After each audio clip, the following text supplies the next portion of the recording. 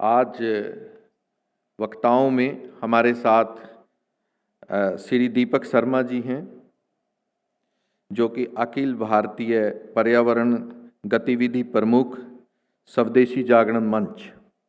मैं उनसे अनुरोध करूंगा कि अपना वक्तव्य रखें। श्री दीपक शर्मा जी, प्रदीप।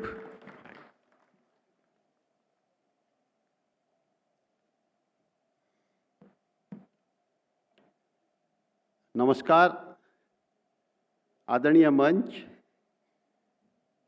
देश भर से आए हुए इंटेलेक्चुअल लीडर्स। मैं सीधा विषय पे आते हुए 1980 में जब पूरी दुनिया में एक भूमिका बन रही थी, trade, industry, agriculture, services, manufacturing, इसका एक पूरा पैराडाइम शिफ्ट होने वाला है। वो किस तरीके से होंगी? दुनिया में एक नियम, एक पद्धति, एक कानून, एक क्वालिटी स्टैंडर्ड्स, उस तरफ दुनिया बढ़ रही थी कि सभी देशों का सो कॉल्ड रूल बेस्ड एक बिजनेस मॉडल ये रहेगा। उसको चीन ने समय रहते समझ लिया। 1980 में चीन की पर कैपिटा जीडीपी $307 थी। आज के हिसाब से 21,000 रुपया चीन की प्रति व्यक्ति आमदनी 1980 में थी। भारत की 1980 में $580 पर कैपिटा जीडीपी था, यानी लगभग 51,000 रुपये प्रति व्यक्ति आमदनी भारत की 1980 में थी। चीन ने पैराडाइम शिफ्ट को समझा, अपनी सोसाइटी को एजुकेट किया, अवेयर किया, ट्रेन किया, सपोर्ट किया और इंफ्रास्ट्रक्चर दिया। पूरी तैयारी के बाद 2001 में उसने WTO को साइन किया। चीन आज $19 ट्रिलियन की अर्थव्यवस्था हो गया है। हम $4 ट्रिलियन की अर्थव्यवस्था हैं। हमसे आधा, हमसे 5 गुना बढ़ गया, मतलब 10 गुना लंबी वो छलांग मार गया। क्यों मार गया? उसने सारे फ्यूचर ट्रेड इंडस्ट्री के पैटर्न को समझा और अपनी सोसाइटी को तैयार किया, और तैयार करने में 15-20 साल लिए। भारत में अंतिम स्थिर सरकार 1984 में आई थी। उसके बाद एक स्टेबल, स्ट्रांग, मजबूत गवर्नमेंट 2014 में आई, 30 सालों में। 84 का दौर वो था जब ये सारा पूरी दुनिया का पैराडाइम शिफ्ट हो रहा था और देश तैयारियों में लगे हुए थे। भारत में कभी 13 महीने की सरकार, कभी 13 दिन की सरकार, कभी 5 साल में 6 प्राइम मिनिस्टर्स। तो सोसाइटी को हम educate, aware, train, support, infrastructure नहीं दे पाए। 2014 के बाद इस विजन के साथ देश एक बढ़ना शुरू हुआ, तो रिटेलर को भी पता लगा कि मेरा बिजनेस, क्योंकि मुझे बताया नहीं गया ई कॉमर्स ये फ्यूचर कॉमर्स होगी, उसका बड़ा शेयर वो ले गए। Walmart, Flipkart, Amazon, online. हमारे रिटेलर का कसूर नहीं है, हम उसे उद्यमिता ना सिखाएं, उसको केवल एजुकेट, अवेयर, ट्रेन की बदलती दुनिया का ये पैराडाइम है। वो जन्मजात उद्यमी है, तभी तो आज पूरा ऑर्गेनाइज सेक्टर सिर्फ 7% एम्प्लॉयमेंट दे रहा है। ऑर्गेनाइज सेक्टर 90+ एम्प्लॉयमेंट हमारा अनऑर्गेनाइज सेक्टर दे रहा है। तो हमें उसको educate, aware, train, support, infrastructure देना है। 2004 के बाद 2 शुरू हुआ। समय सीमा के कारण मैं 2 एरियाज बताऊंगा। एग्रीकल्चर को, डेयरी को ऑर्गेनाइज पे जाना पड़ेगा। इस तरीके से एग्रीकल्चर नहीं होगी, क्योंकि एग्रीकल्चर के आने वाले कानून है GAP, GMP, GDP, GHP, real time tracing, good agriculture practice, good manufacturing practice, good hygiene practice, good distribution practice, real time tracing. अब 90% किसान 2 हेक्टेयर से कम के हैं, वो इन पैरामीटर्स पे एग्रीकल्चर कर नहीं पाएंगे। 2021 6 जुलाई को इस सरकार ने मिनिस्ट्री ऑफ कोऑपरेटिव बनाया। कि पूरी एग्रीकल्चर को हमें अगर कॉरपोरेट को compete करना है तो कोऑपरेटिव पे जाना बनेगा। 6 जुलाई 2021 को सरकार ने सहकारिता मंत्रालय बनाया, सबसे ताकतवर व्यक्ति को उसका मंत्री बनाया। उनको विरासत में कुछ नहीं मिला क्योंकि मंत्रालय नया था। तेजी से उन्होंने 10,000 FPO बनाएंगे, 2 लाख टैक्स बनाएंगे और वो सारी स्कीम्स की तरफ, मतलब अनऑर्गेनाइज्ड को ऑर्गेनाइज करने की तरफ बढ़ना पड़ेगा। Same is the case with milk sector. 142 crore की पॉपुलेशन है, 4.5 का एवरेज लगा लें तो लगभग 27-28 करोड़ परिवार, 9 करोड़ परिवारों की major source of livelihood milk है।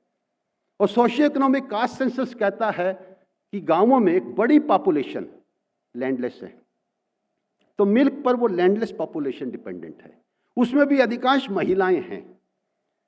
अब मिल्क सेक्टर अगर FSI बेस्ड अमूल पैटर्न पे, packed, tone, double tone, full cream, date of packing, date of expiry, GST भी देना पड़ेगा क्योंकि सरकार ने भी सेना को भी चलाना है, टेक्नोलॉजी का भी विकास करना है, देश को भी आगे ले जाना है। तो उस पैटर्न पे अगर हम नहीं जाएंगे तो हमारा मिल्क सेक्टर, 9 करोड़ परिवार खतरे में है। किसी भी देश के साथ डेयरी सेक्टर से MOU हो गया और वो हैवीली सब्सिडाइज्ड हैं तो हम कम्पीट नहीं कर पाएंगे। निचोड़ में मेरा ये कहने का मतलब है, हमें जो करना है, अनऑर्गेनाइज्ड सेक्टर को ऑर्गेनाइज्ड पे कन्वर्ट करना है। 6 करोड़ लोगों की आजीविका पोल्ट्री, फिश, मीट से चलती है। तो अब चिकन जैसे बिकता है आप देखते ही हैं बाजारों में, मीट जैसे बिकता है देखते ही हैं, ये ऐसे नहीं बिकेगा। उनको FSSAI के ग्लोबल पैरामीटर्स पे जाना ही पड़ेगा। तो हमें अनऑर्गेनाइज्ड सेक्टर को ऑर्गेनाइज्ड की तरफ ले जाना है, एक बात।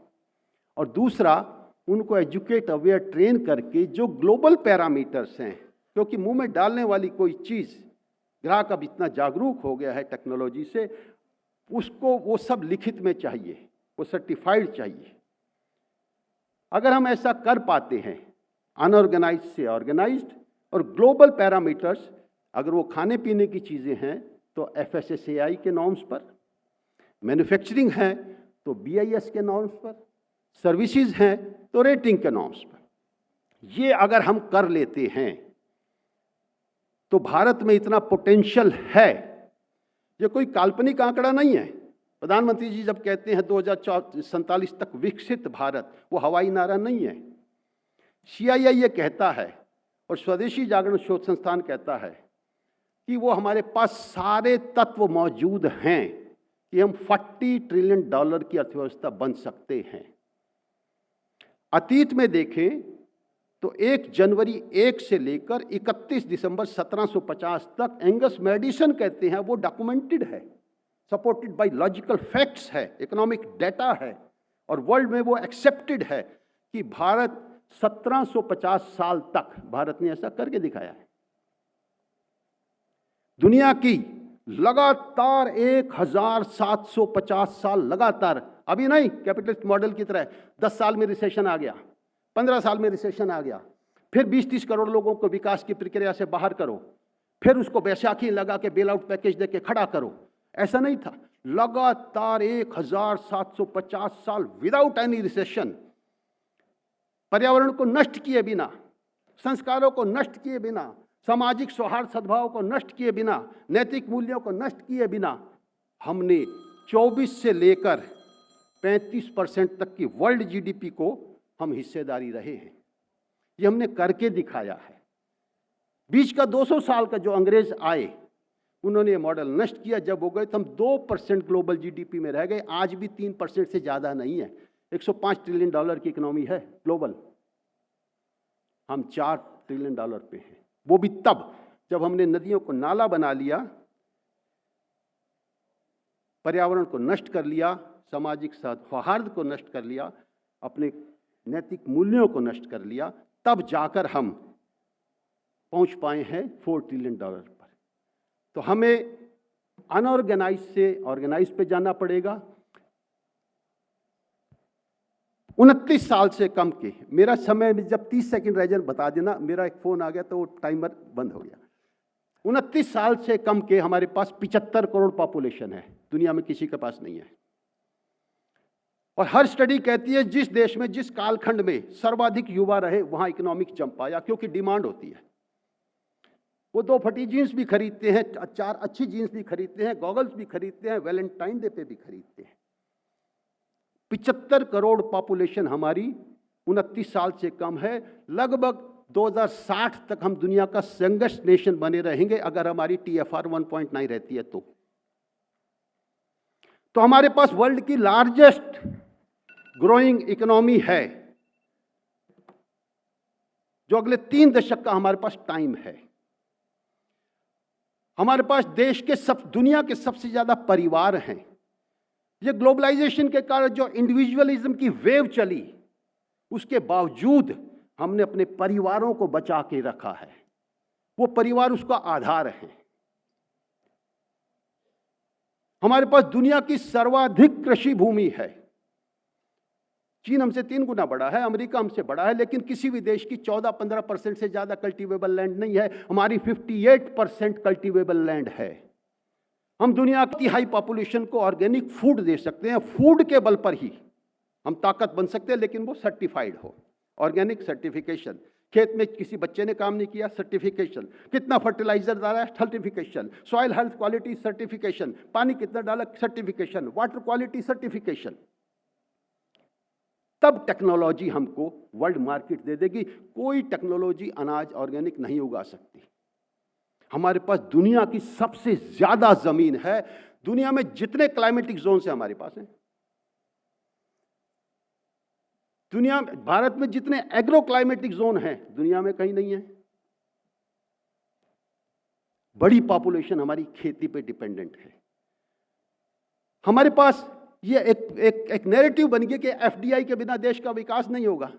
भैया पिछले साल आई कितनी, $75 बिलियन, और वो भी विथ सो मेनी राइडर्स। अपने कानून ठीक करो, टैक्स कानून ठीक करो, श्रम कानून बदलो, भूमि कानून बदलो, पर्यावरण कानून बदलो, तब हम आएंगे ठुमकते हुए और फिर लेके भी जाएंगे। $17 बिलियन लास्ट ईयर की रॉयल्टी डिविडेंड वो ले गए। भारत के लोगों ने 3 करोड़ NRIs विदेशों में रहते हैं, उन्होंने पिछले साल कितना FDI डॉलर भेजा, $120 बिलियन। FDI सिर्फ $75 बिलियन आई, $120 बिलियन हमारे पास रेमिटेंसीज आया जो भारतीयों ने विदेशों से भेजा।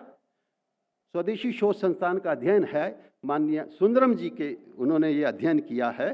$950 बिलियन की लास्ट ईयर हमारी गोल्ड परचेज और डोमेस्टिक सेविंग्स है। मतलब 1070 बिलियन डॉलर, $1 ट्रिलियन हमारी गोल्ड परचेज और डोमेस्टिक सेविंग्स है। $120 बिलियन हमारी रेमिटेंसीज है। तो $1 ट्रिलियन तो हमारे पास 1 साल का है। दुनिया का आधा सोना 24,000 टन वो हमारे पास है। ये RBI कहता है, वर्ल्ड गोल्ड काउंसिल कहती है। अमेरिका के कुल गोल्ड रिजर्व 8,000 टन है। तो कहने का मतलब 3 दशक तक तेजी से जाने वाली अर्थव्यवस्था, 6.5% की ग्रोथ है, दुनिया के किसी देश के नहीं है।